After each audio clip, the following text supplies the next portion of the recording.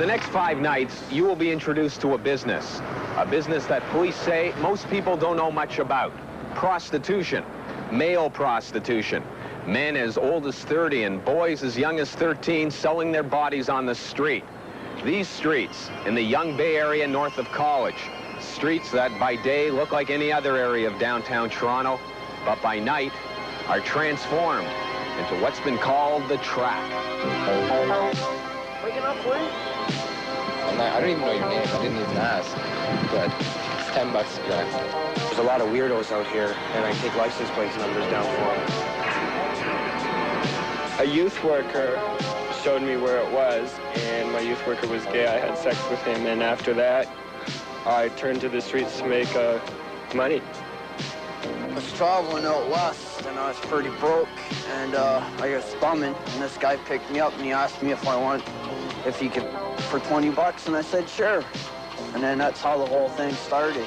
Well, home life ain't as good as it seems, and you got, say you quit school or whatever, and you got nowhere to go, right? So you just hang out on the streets, and it just happens. I come from an upper class family, and family life was quite good. And I don't think anything they'd done made me stand on the corner and sell my body. Some are gay, some are bisexual, and some are straight. There is no such thing as a typical male hooker. Their backgrounds are as diverse as their reasons for getting into the business. From the group home dropout to the suburban honor student, the track is lined with males who share only one thing in common: the reason for staying here. Big money involved. Like before, when I came out here, I was pulling 2-3 tricks a night, bringing home about maybe $120, $130 a night. Make me an offer. Well, what are your... $40 is my lowest. Uh-huh. Mm-hmm. Okay, well, that sounds pretty good. You're about the best-looking guy on the block tonight. The richer they look, the more you ask for. Yeah. What's the most you made? $85, one trick. One trick, 85. Half an hour. $85 for a half hour. That is more than twice as much as most of the boys make. But this hustler doesn't even have to stand on the streets. He works out of a restaurant located on the track. He says he's 15 years old. He looks 12.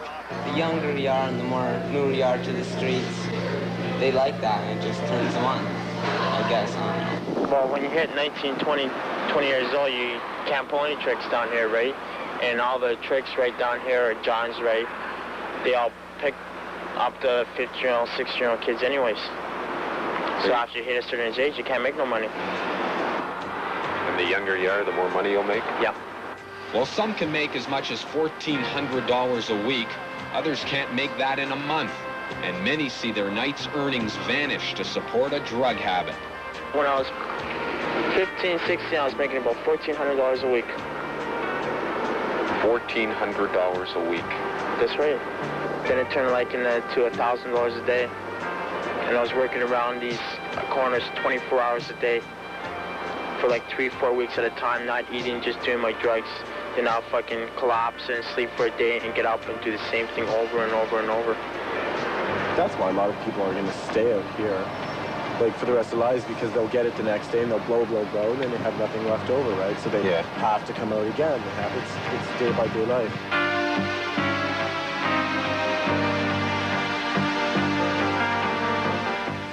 Tomorrow night, the clients who keep male hustling alive.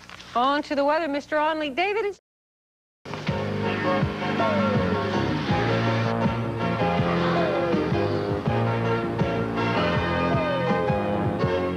An advisory: some parents may consider certain scenes to be unfit for children.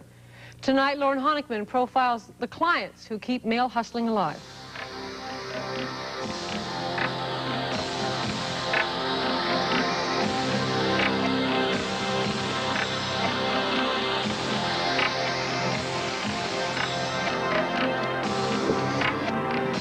Difference now is we feel the tricks are more sophisticated.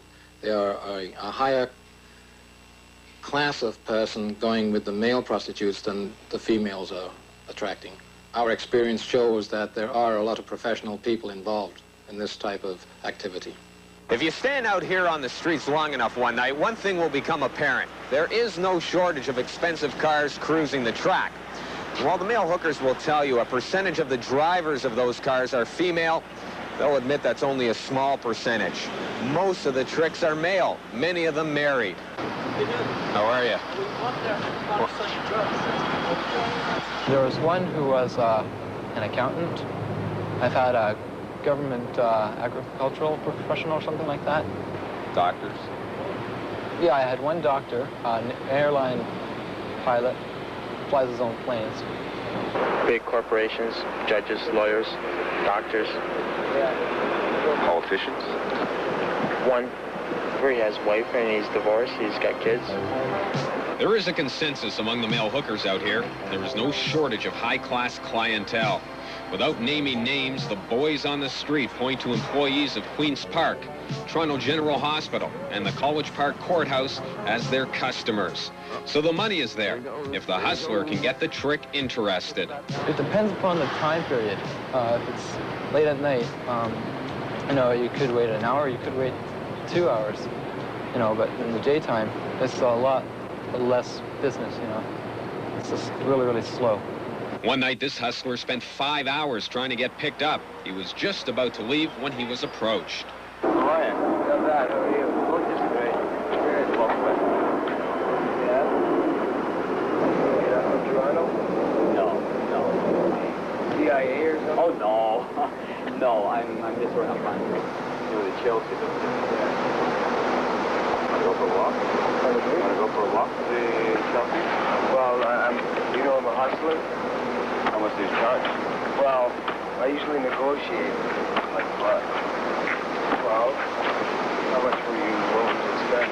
I usually charge between $40 and $50. Usually, you know, that's less than what a female hooker would do. And that's what you do? I basically do anything. That's what you're asking for, like 40? Yeah.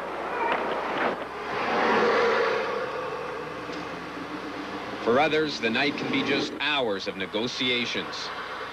How are you? Good. How are you? Great. So are you interested in some company? Oh, I'm thinking about that. So what do you like doing? Well, just about anything.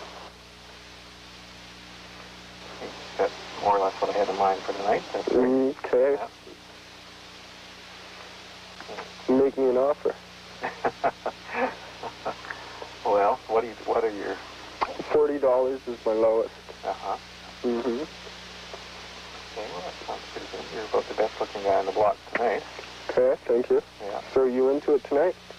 Actually, I'm more interested in finding some company for tomorrow. Okay. You work during the day? Yeah. Do you? Mm-hmm. What about your body? Medium. You're kind of skinny. But Kind of skinny. Yeah. Well, fine.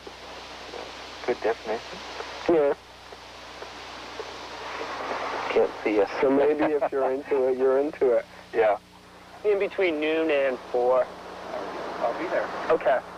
The people that say they're going to meet you at a certain time at a certain place probably won't even show up. All they do that for is just to talk to you and get aroused and go home. What's up, Joe? Hey? While wasting time with a trick that may or may not show up the next night is a concern, the hustler has more important worries. Do you have any fears at all when you're out there? Only of weirdos raping you, pulling knives on you, beating you up. It happens to all of us, and it's a chance you're taking while you're standing out there. Then there's an even greater fear, AIDS. This boy, 19, had been hooking for 4 years. He recently had to stop. Well, I had the AIDS virus. Life and death situation. It's time to get out. But if you didn't get the AIDS virus, you'd still be on the street. Yeah, well, that's a different matter, you know. So sometimes it's easy to say, but hard to do. Exactly. Tomorrow night in part 3, the people who cash in on male prostitution. Moving on to the weather, Mr. People who make a living off male prostitutes, and Lauren Honigman tells us when male prostitution turns from street hustling to more sophisticated operations, police say somebody is usually there to cash in.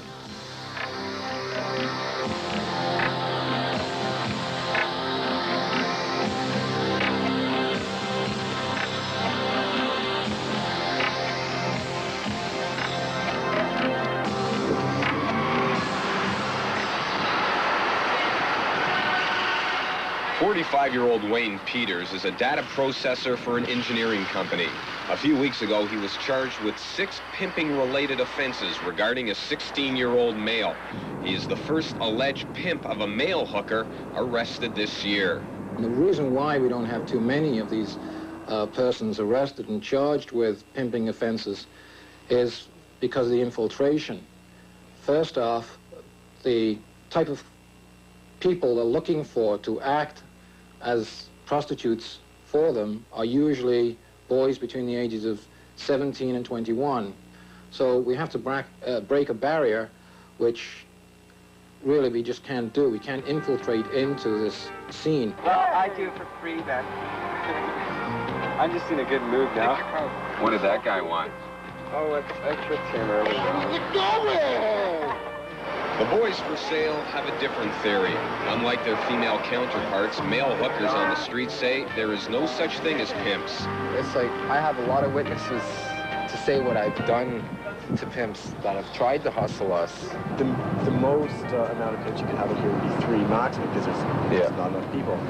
Now you can't have 3 pimps and then they're going to have their bodyguards. Like there's going to be as many of us as them sort of thing. So it wouldn't even be practical. You don't call them pimps down here.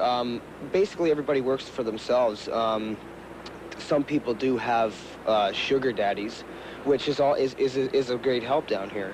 You know, they don't need anything. It's not like they're enforcing it, and they're the ones that are giving the money to stay off the street.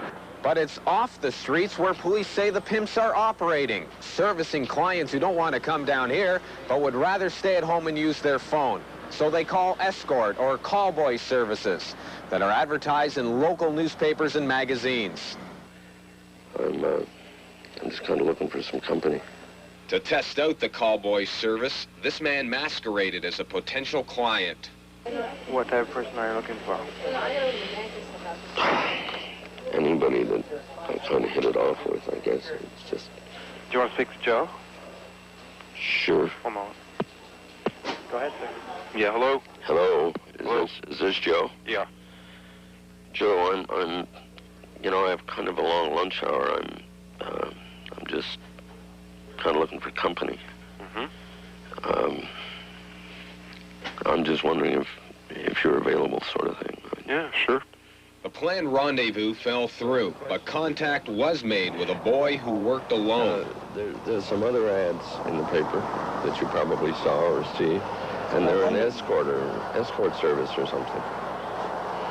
They're assholes. Really? Yeah. So... I tried joining them once and rip off. In what way? I mean, who do they rip off? Me or you? Us.